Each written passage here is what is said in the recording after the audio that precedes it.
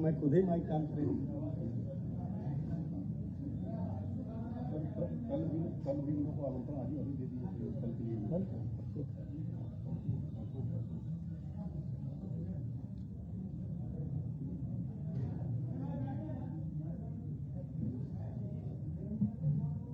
आप लोगों का सभी लोगों का मैं स्वागत करता हूं। एक प्रस्तुतिकरण है, उसके बाद फिर हम लोग बात करेंगे। तो प्रस्तुतिकरण आप देख लें। कौन दिखा रहा है?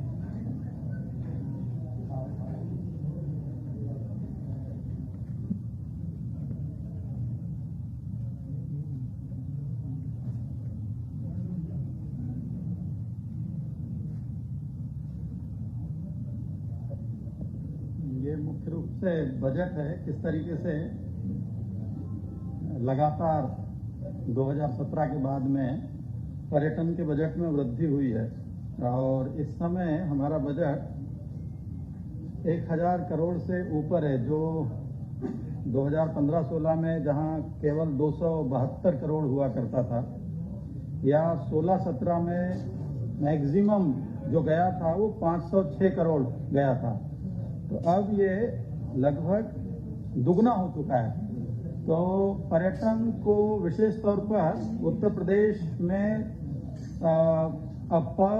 अपार संभावनाओं को दृष्टिगत रखते हुए पर्यटन स्थलों के विकास के लिए शासन द्वारा लगातार प्रयत्न किए जा रहे हैं और इसलिए सभी पर्यटन स्थलों में आधारभूत सुविधाएं या जो पर्यटकों के लिए मौलिक सुविधाएं होनी चाहिए उनका विकास करने की दृष्टि से इन्हें बढ़ाया गया है। नेक्स्ट, इसमें आप देखेंगे कि जो 2020 और 2021 तो असामान्य प्रकृति के वर्ष रहे हैं, क्योंकि कोविड की वजह से जनवरी से दिसंबर तक के ही आंकड़े लिए जाते हैं। 2019 जो विगत आंकड़ा सामान्य पर्यटन की दृष्टि से रहा है, उसमें देश में प्रथम स्थान उत्तर प्रदेश का रहा है पर्यटकों के आगमन की दृष्टि से, और सर्वाधिक पर्यटकों ने इस प्रदेश में आगमन किया।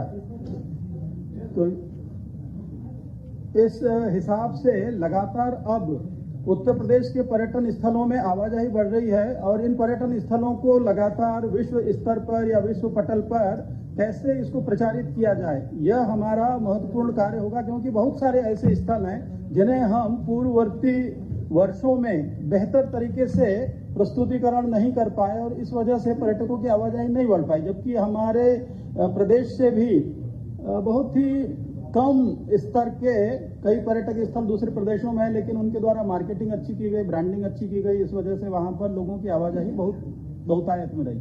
नेक्स्ट, ये दीपोत्सव अयोध्या है। दीपोत्सव अयोध्या के माध्यम से जो परिकल्पना की गई और जिसे साकार किया गया कि किस तरीके से पूरी एक आध्यात्मिक पृष्ठभूमि में लोगों के अंदर सकारात्मकता का प्रचार प्रसार हो और मानवीय मूल्यों का सृजन किया जा सके, इस दृष्टि से इस दीपोत्सव के आयोजन की रूपरेखा तय की गई। और अयोध्या में लगातार यह जो दीपोत्सव मनाया जा रहा है उसमें नई पीढ़ी को विशेष तौर पर सम्मिलित किया जाता है। हजारों की तादाद में लगभग 10,000 से अधिक युवा विद्यार्थी इससे जुड़ते हैं जो दीपक जलाते हैं। दीपक जलाना केवल यह प्रतीकात्मक न होकर के एक समग्र दृष्टि को लेकर के चलता है, जिसमें लोगों की अपनी आस्था के अतिरिक्त कैसे सामाजिक प्रतिबद्धता उनकी जुड़े, इसको भी हम लोग इस आयोजन के माध्यम से मूर्त रूप प्रदान करते हैं। और इसमें आप देखेंगे कि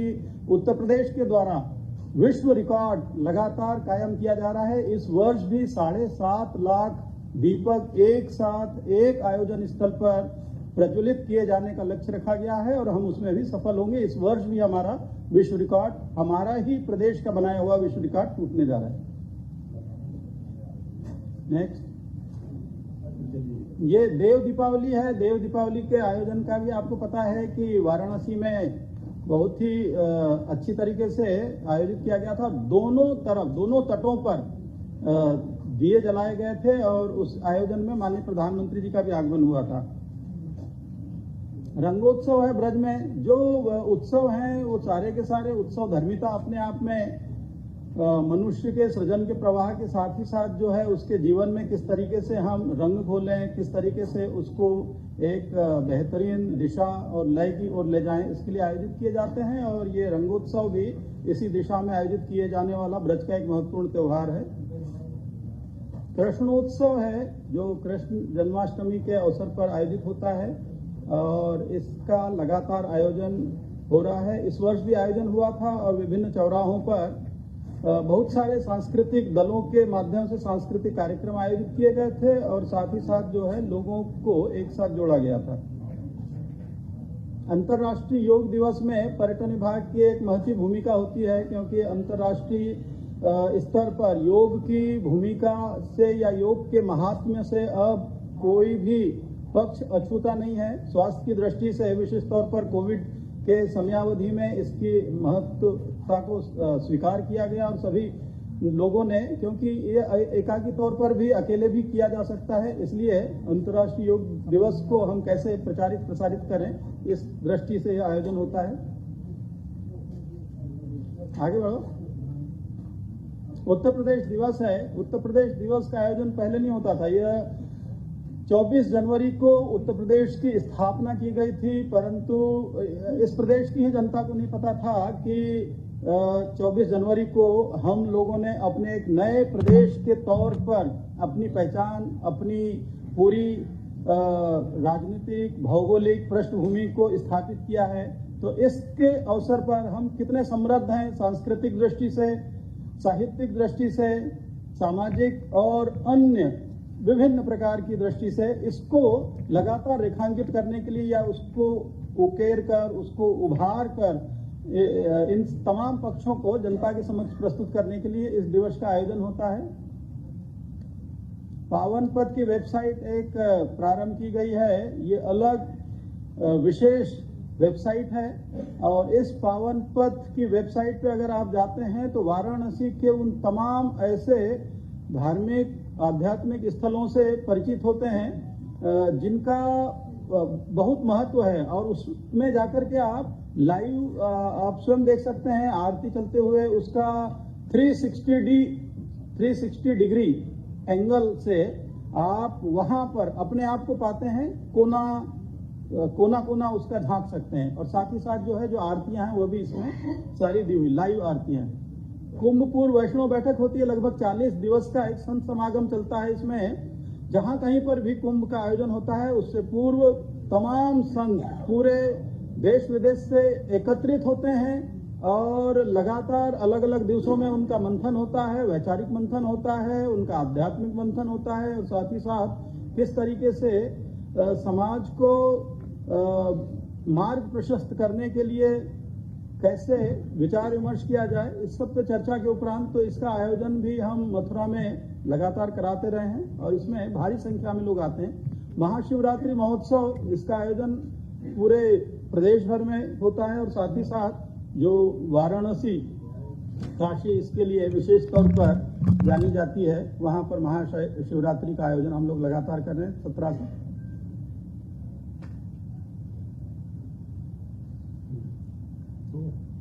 अयोध्या आगे है। मैं माननीय मंत्री जी का स्वागत करते हुए आपसे अनुरोध करूंगा कि आप लोगों को संबोधित करने का कष्ट करें। 4.5 वर्ष के बाद यह एक आप लोगों से संवाद, बातचीत, अपने कार्यों की, अपने उपलब्धियों के बारे में जानकारी देने का अवसर है। इसमें सबका मैं स्वागत करता हूं। उत्तर प्रदेश माननीय मुख्यमंत्री जी के नेतृत्व में सभी क्षेत्रों में दिन प्रतिदिन नए कीर्तिमान स्थापित कर रहा है। उत्तर प्रदेश एक असीमित क्षमता वाला प्रदेश है और यह अपनी क्षमताओं को जागृत करके माननीय मुख्यमंत्री जी के नेतृत्व में नई नई ऊंचाइयों को छू रहा है और प्रगति के कीर्तिमान भी स्थापित कर रहा है। इस प्रगति और कीर्तिमान के बढ़ते और बदलते उत्तर प्रदेश में पर्यटन विभाग ने भी माननीय मुख्यमंत्री जी के मार्गदर्शन में पर्यटन संवर्धन और सांस्कृतिक चेतना के पुनर्जागरण के लिए अभूतपूर्व कार्य किए हैं इन 4.5 वर्षों में। 2017 से ही सत्यग्रहण के बाद माननीय मुख्यमंत्री जी के मार्गदर्शन में पर्यटन को बढ़ावा देने के लिए अभूतपूर्व कार्य किए गए, जो लगातार वैश्विक महामारी कोरोना के संक्रमण काल में भी अलग अलग तरीके से पूरा कोरोना प्रोटोकॉल के पालन के साथ साथ इसका कार्य किया जाता रहा। पर्यटन की दृष्टि से उत्तर प्रदेश यह सर्वमान्य रूप से अत्यंत संभावनाओं वाला प्रदेश है और ये कहने में संकोच नहीं है और ये मान्यता भी है कि भारतीय संस्कृति, हिंदू संस्कृति का मूल उत्तर प्रदेश है। प्राकृतिक सौंदर्य से भरा पड़ा उत्तर प्रदेश, अनेक जल प्रपात, वन्य अभ्यारण्य, पक्षी विहार, महापुरुषों के स्थल, स्वतंत्रता संग्राम से जुड़े हुए स्थल यहां विराजमान है। उत्तर प्रदेश ही है जहां राम राज्य की best form of the government, सबसे सर्वोत्तम राज सत्ता के संचालन की व्यवस्था राम राज्य की परिकल्पना होती है।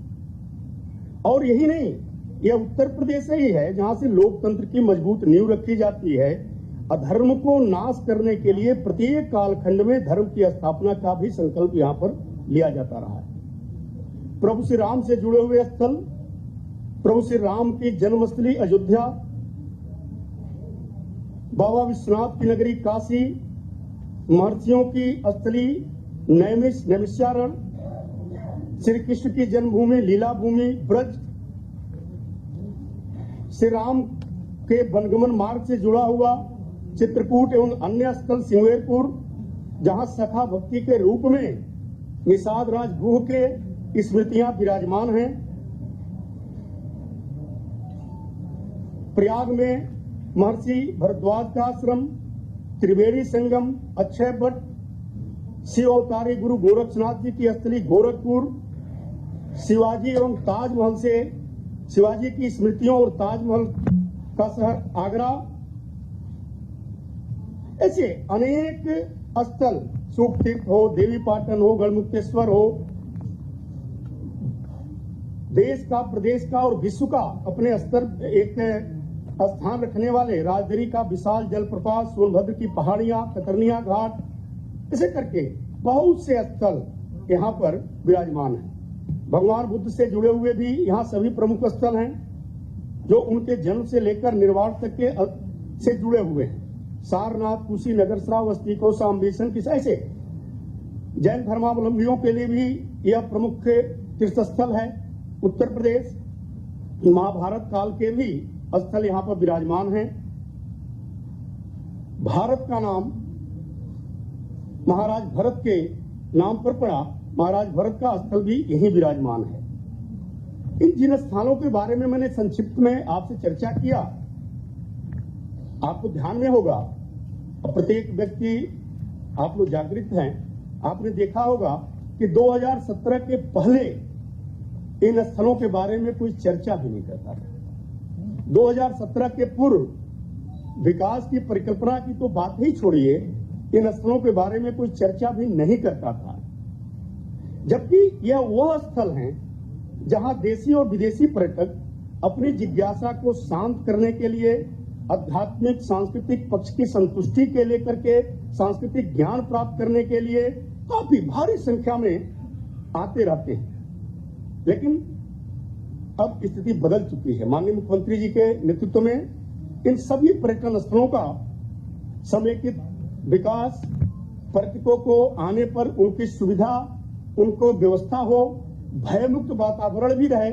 सबसे बड़ा जो महत्वपूर्ण कारण होता है जिसको लेकर के बाहरी लोग पर्यटक आए या पर्यटन क्षेत्र में इन्वेस्टमेंट हो, इसको लेकर के वातावरण निर्माण अच्छा होना चाहिए, परसेप्शन बदलना चाहिए। उत्तर प्रदेश का या किसी भी प्रदेश का, किसी भी भूभाग का आज बदला है। आज अपराधी यहां पर अपराध नहीं कर सकते। यहां पर माफियागिरी, गुंडागिरी, वसूली, ये सभी चीजें बंद हो चुकी हैं। इस कारण से पर्यटकों की संख्या में इजाफा हुआ। शायद यही कारण है कि आज हम गौरव से कह सकते हैं, हम उत्तर प्रदेश वासी, कि डोमेस्टिक टूरिस्टों के फर्स्ट डेस्टिनेशन के रूप में उत्तर प्रदेश को मान्यता प्राप्त हुई है और विदेशी पर्यटकों का सर्वाधिक रुचि का प्रदेश उत्तर प्रदेश हो चुका है। 2017 में चुनाव में जाने से पहले भारतीय जनता पार्टी ने कुछ संकल्प भी तय किया था।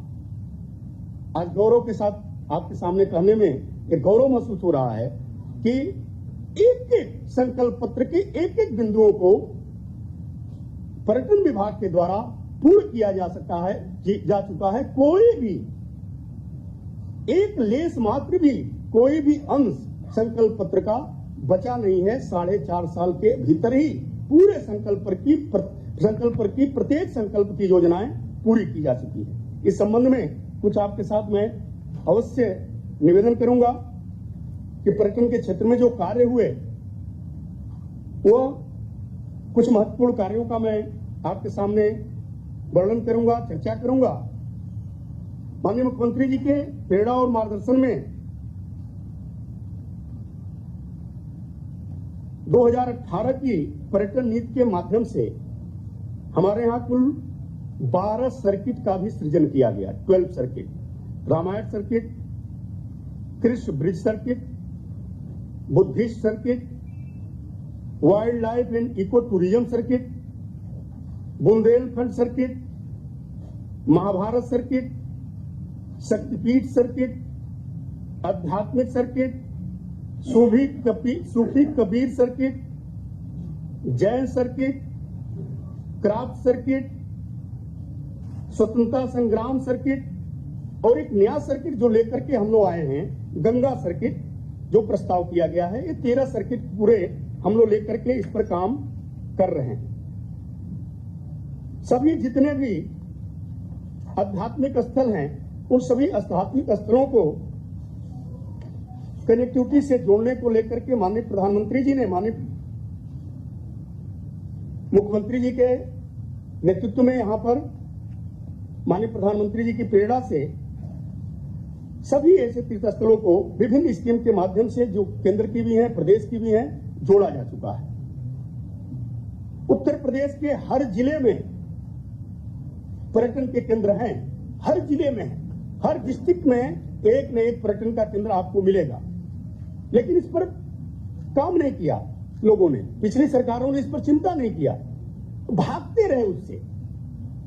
लेकिन भागने से उत्तर प्रदेश का नुकसान हुआ।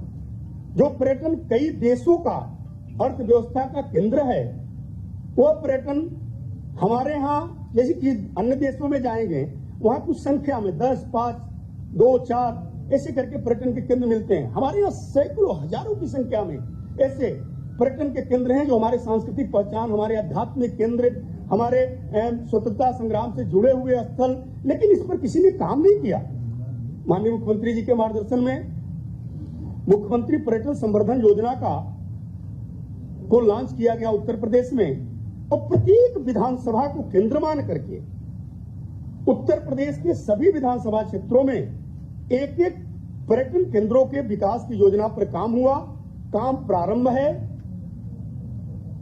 पूरी संभावना है। जिस तरीके से हमारे विभाग के अधिकारी कर्मचारी लगे हैं, अगले माह सभी विधानसभाओं के जो भी पर्यटन संवर्धन के कार्य हैं, उसका लोकार्पण भी हम लोग एक साथ करने वाले हैं। पिछले दिनों एक साथ उसका शिलान्यास हमने किया था। प्रसाद स्कीम के तहत भारत सरकार की यह स्कीम है। ऐसे 84 करोड़ से ज्यादा की परियोजनाएं उत्तर प्रदेश में चल रही हैं, जिसमें काशी में है, ब्रज क्षेत्र में है, ऐसे अलग अलग जगहों पर इसके तहत कार्य चल रहा है।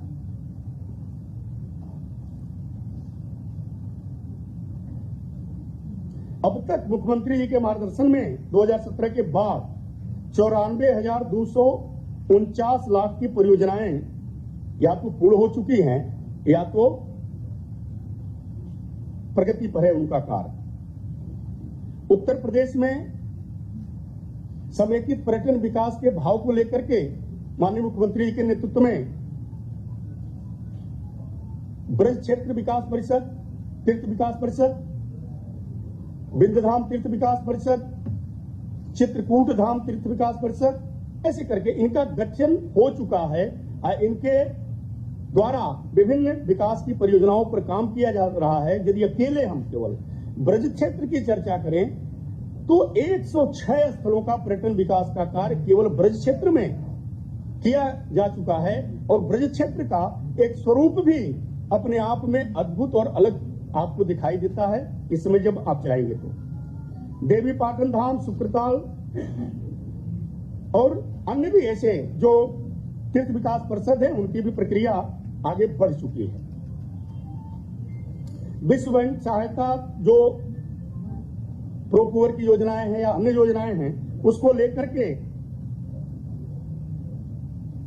ब्रज क्षेत्र में और अब काशी में भी विभिन्न परियोजनाओं पर काम या तो चल रहा है या तो पूर्ण हो चुका है।